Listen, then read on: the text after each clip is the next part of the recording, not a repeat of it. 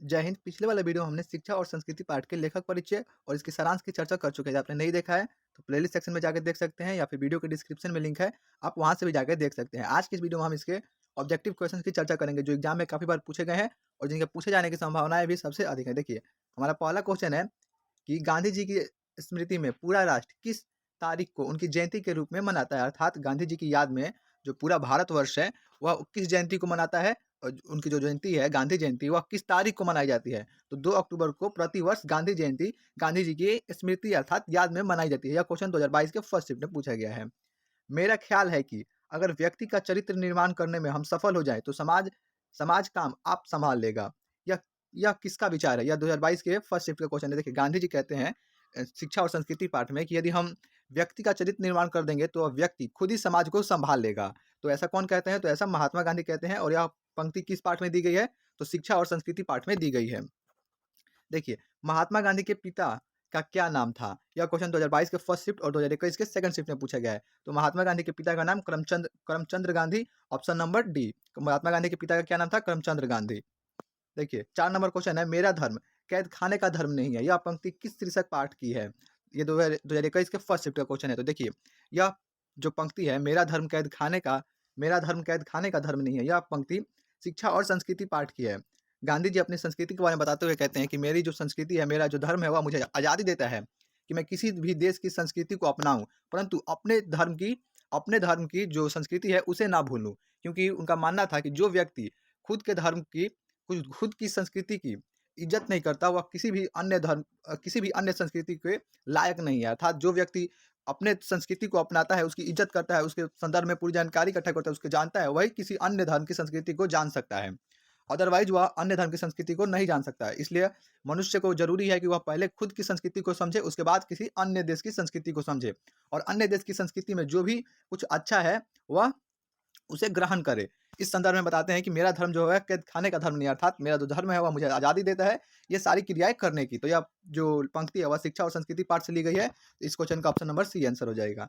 किनके जन्म दिवस को अहिंसा दिवस के रूप में मनाया जाता है? यह क्वेश्चन 2021 के फर्स्ट शिफ्ट का है। तो महात्मा गांधी के जो जन्मदिन है 2 अक्टूबर को संपूर्ण विश्व अर्थात पूरा विश्व जो है अंतर्राष्ट्रीय स्तर पर इनके जन्मदिन को अहिंसा दिवस के रूप में मनाया जाता है। तो किनके जन्मदिन को? महात्मा गांधी, ऑप्शन नंबर ए।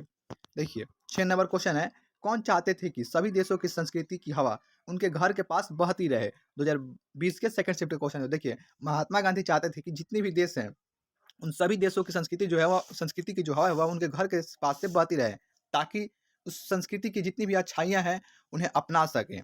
देखिए, 7 नंबर क्वेश्चन है कि शेक्सपियर किस भाषा के कवि थे? यह 2020 के सेकंड शिफ्ट का क्वेश्चन है। तो इसका उत्तर होगा कि अंग्रेजी भाषा के। शेक्सपियर किस भाषा के कवि थे? तो अंग्रेजी भाषा, ऑप्शन नंबर बी।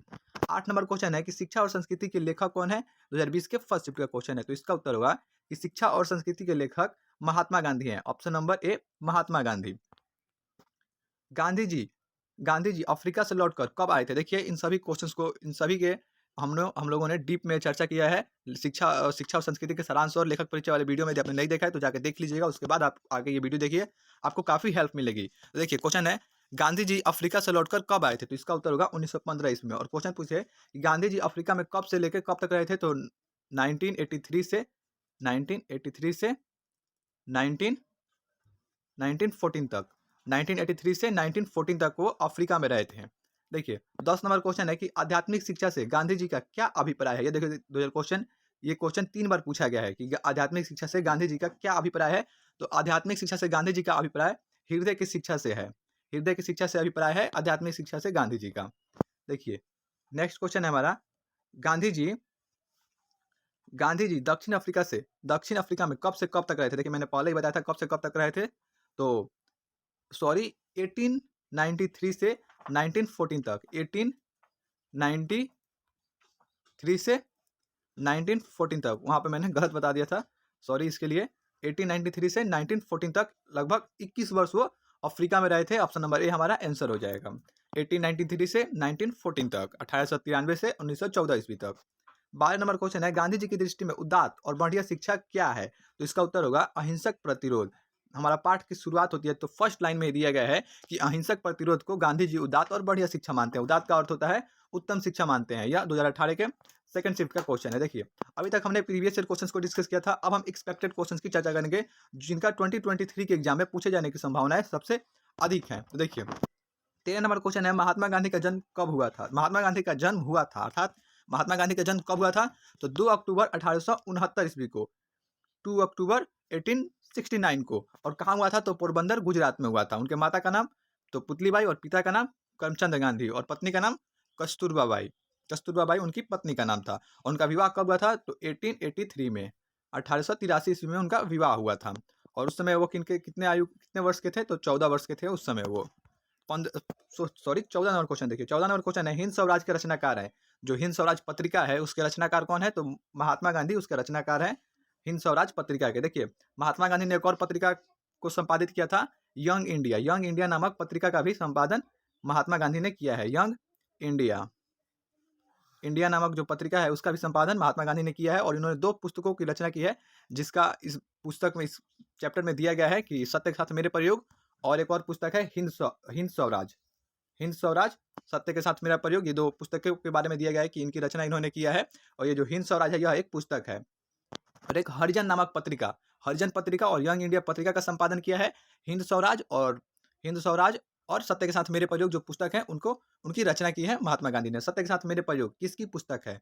तो महात्मा गांधी की पुस्तक है। और उनकी एक और पुस्तक के बारे में दिया गया है, कौन सी पुस्तक है? तो हिंद स्वराज और सत्य के साथ मेरे प्रयोग किसकी पुस्तक है? तो महात्मा गांधी की।